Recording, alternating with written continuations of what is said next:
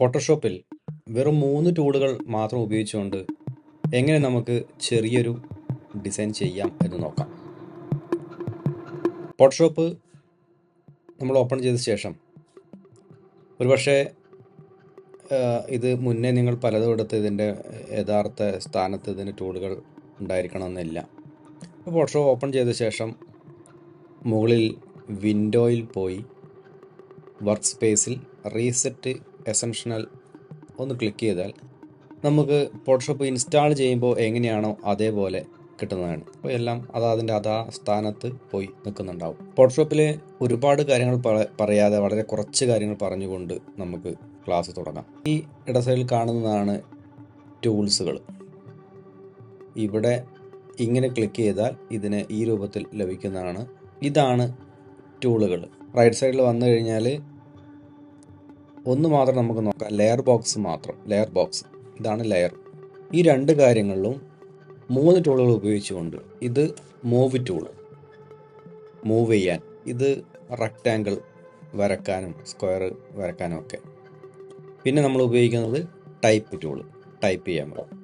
അപ്പോൾ നമുക്ക് ആദ്യം ഒരു സൈസ് എടുക്കാം. 2 രീതിയിൽ ചെയ്യാം. ഒന്നുകിൽ Ctrl+N പ്രസ് ചെയ്താൽ നമുക്ക് സൈസ് കൊടുക്കേണ്ട ഏരിയ വരുന്നതാണ്.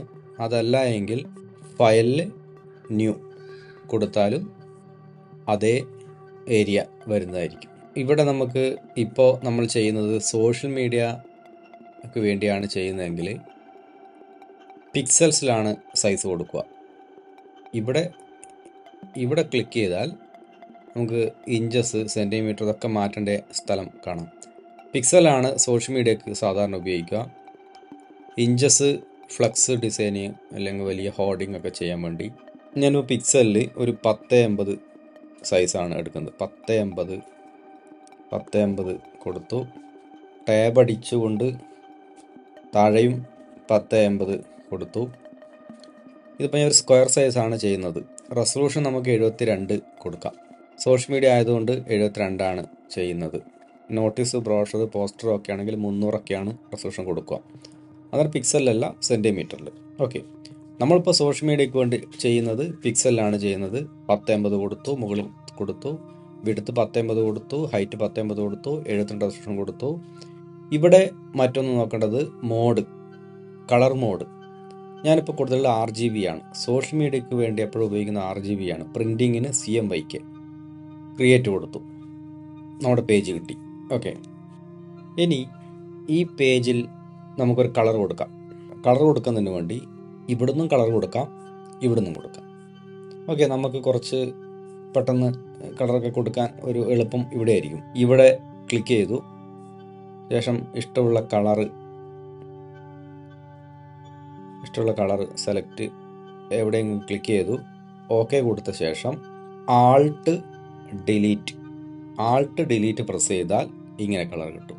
ഇനി അടുത്തത് ടൈപ്പ് ടൂള് ക്ലിക്ക് ചെയ്ത ശേഷം സെൻറ്റർ ക്ലിക്ക് ചെയ്യുക.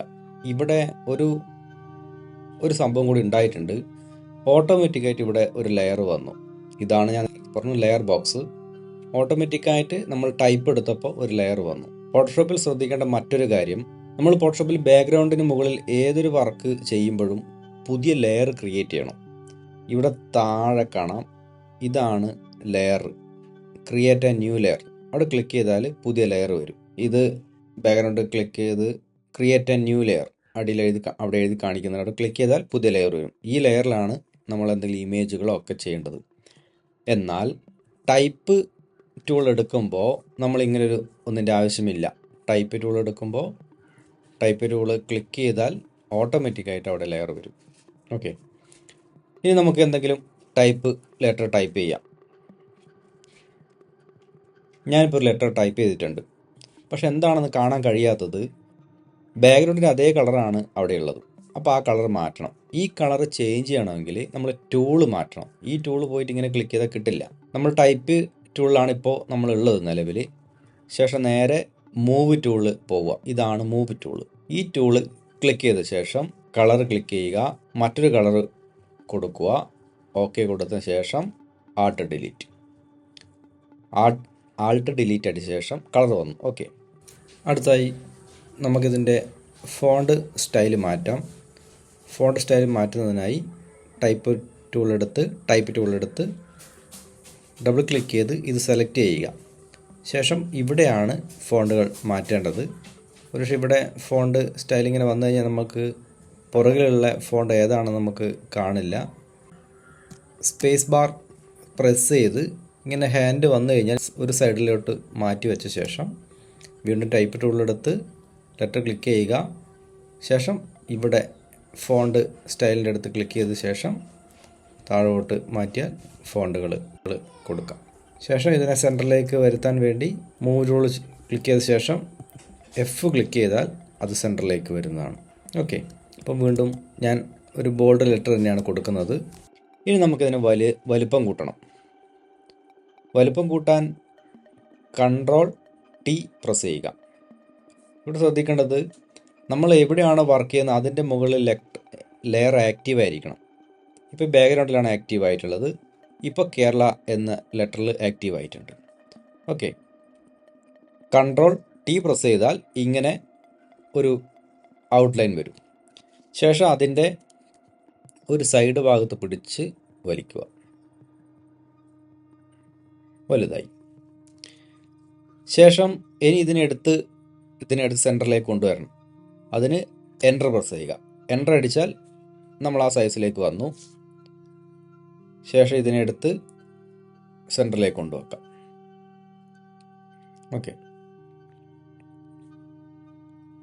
ഇനി ഇതിൻ്റെ വലിപ്പം കുറക്കാൻ വേണ്ടി ഒന്നും കൂടി കുറച്ച് വലിപ്പം കുറക്കണം, സെൻറ്ററിലേക്ക് എടുത്ത് വെക്കാൻ. അപ്പോൾ Ctrl+T പ്രസ് ചെയ്യുക, ഒരു സൈഡ് പിടിച്ച് വലിക്കുക. അപ്പോൾ ഇത് ഒരു സൈഡിലേക്കാണ് പോകുന്നത് എങ്കിൽ വീണ്ടും പഴയ രൂപത്തിലേക്ക് ആവാൻ Ctrl+Z പ്രസ് ചെയ്ത ശേഷം Ctrl+T ക്ലിക്ക്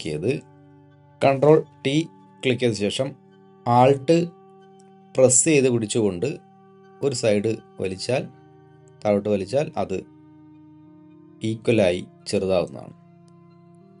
ശേഷം വീണ്ടും അതിനെ സെൻറ്ററിൽ കൊണ്ടുവെക്കാം. എൻ്റർ. ഇനി നമുക്ക്, ഞാൻ പറഞ്ഞു, ഒരു ടൂളും കൂടി നമുക്ക് ഉപയോഗിക്കാനുണ്ട്, റെക്റ്റാങ്കിൾ ടൂള്.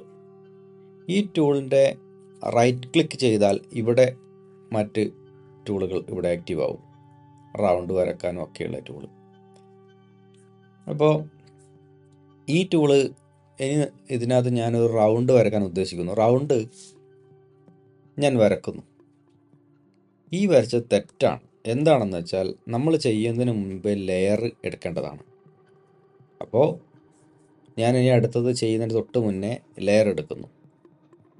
ഇവിടെ ക്ലിക്ക് ചെയ്യുമ്പോൾ പുതിയൊരു ലെയർ വന്ന്. ഓക്കെ, ശേഷം ഞാൻ ഈ റൗണ്ട് എടുത്തു, റൗണ്ട് വരച്ചു. ഷിഫ്റ്റ് ഞെക്കി പിടിച്ചാൽ കറക്റ്റ് റൗണ്ട് വരും. ഓക്കെ, ഇനി ഈ റൗണ്ടിന് നമുക്കൊരു കളർ കൊടുക്കണം. നമ്മൾ ആദ്യം പറഞ്ഞു എങ്ങനെയാണ് കളർ കൊടുക്കേണ്ടതെന്ന് പറഞ്ഞു. കളർ ക്ലിക്ക് ചെയ്തു. നമുക്കതിൻ്റെ തൊട്ടടുത്തുള്ള ഒരു ഡാർക്ക് കളർ കൊടുക്കാം. കളർ എടുത്ത ശേഷം Alt ഡിലീറ്റ്. ഓക്കെ, ചുറ്റുമുള്ള ഈ സെലക്ഷൻ പോകുന്നതിന് Ctrl+D പ്രസ് ചെയ്തു. ഇപ്പോൾ നമുക്കിതിനെ സെൻറ്ററിലേക്ക്, ഈ റൗണ്ടിനെ കറക്റ്റ് സെൻറ്ററിൽ കൊണ്ടുവരണം. ഇപ്പോൾ റൗണ്ട് സെൻറ്ററിലല്ല, ഒരു സൈഡിലാണ് ഉള്ളത്. അതിനാദ്യം വേണ്ടത് ടൂള് മാറ്റുക. ഇപ്പോൾ നമ്മൾ മൂവ് ടൂളായി. ഇതിനെ നമുക്ക് ഇങ്ങനെ എടുത്തുകൊണ്ട് വെക്കാം. അപ്പോൾ ഓട്ടോമാറ്റിക്കായിട്ട് ഇങ്ങനെ ലൈൻസ് കാണിക്കും. കുറച്ച് പഴയ ഫോട്ടോഷോപ്പിലൊന്നും അങ്ങനെ കാണിക്കാൻ സാധ്യതയില്ല. അപ്പോൾ ഈ സൈഡിലാണെങ്കിൽ ഓക്കെ, നമ്മൾ ഈ റൗണ്ട് ക്ലിക്ക് ചെയ്ത ശേഷം ജസ്റ്റ് Ctrl+A പ്രസ് ചെയ്യുക. അപ്പോൾ ചുറ്റും ഒരു ഔട്ട്ലൈൻ വന്നു. ഈ ഔട്ട്ലൈൻ വന്നതോടൊപ്പം മുകളിൽ പുതിയൊരു സംഭവം ആക്റ്റീവ് ആയിട്ടുണ്ട്, ഈ കാണുന്നത്.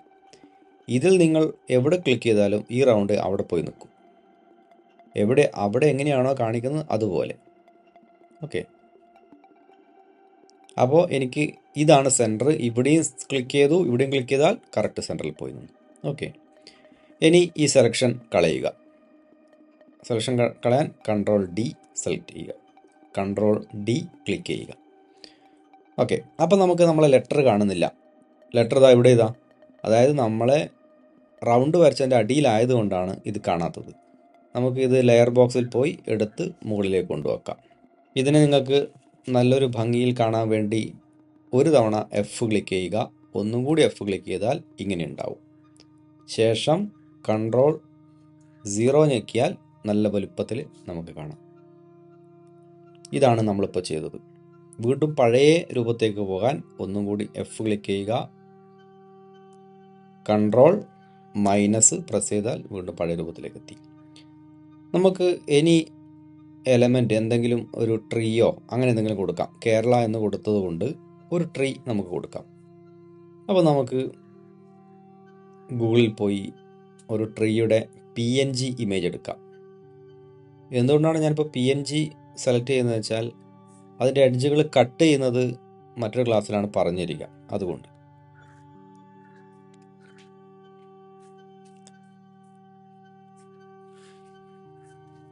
ട്രീ PNG ടൈപ്പ് ചെയ്ത ശേഷം ഇവിടെ താഴെ ഇമേജ് ക്ലിക്ക് ചെയ്യുക. ഇമേജ് ക്ലിക്ക് ചെയ്താൽ നമുക്ക് പിന്നെ കിട്ടുന്നതൊക്കെ PNG ആയിരിക്കും. PNG നമുക്ക് കമ്പ്യൂട്ടറിലേക്ക് സേവ് ചെയ്യാം. കമ്പ്യൂട്ടറിലേക്ക് പോയി കമ്പ്യൂട്ടറിൻ്റെ ഡൗൺലോഡിൽ പോയി ആ ട്രീ നമുക്ക് ഫോട്ടോഷോപ്പിലേക്ക് അത് ക്ലിക്ക് ചെയ്യുക.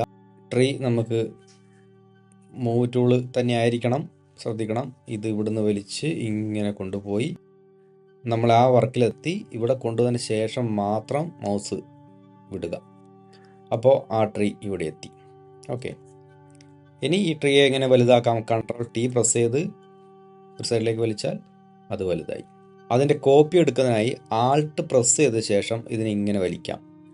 അതല്ലെങ്കിൽ അതിൽ ക്ലിക്ക് ചെയ്ത് കൺട്രോൾ J പ്രസ് ചെയ്താൽ ഒരു കോപ്പി ഉണ്ടാവും. അതിന് മുകളിൽ ഒരു കോപ്പി വന്നിട്ടുണ്ടാവും. ഓക്കെ, ഇത്രയുമാണ് ഫോട്ടോഷോപ്പിൻ്റെ ഈ ചെറിയ ക്ലാസ്. നമ്മളിപ്പോൾ പഠിച്ച കാര്യങ്ങൾ വെച്ചുകൊണ്ട് നിങ്ങളുടെ ക്രിയേറ്റിവിറ്റിക്ക് അനുസരിച്ച് ഇതിനെ പല രീതിയിൽ നിങ്ങൾക്ക് ചെയ്യാവുന്നതാണ്.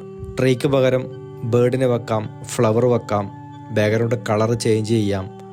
അങ്ങനെ നിങ്ങളെ ക്രിയേറ്റിവിറ്റിക്ക് അനുസരിച്ച് നിങ്ങൾക്ക് നിങ്ങളുടെ ഇഷ്ടാനുസരണം നമുക്ക് പല ഡിസൈനും ചെയ്യാവുന്നതാണ്.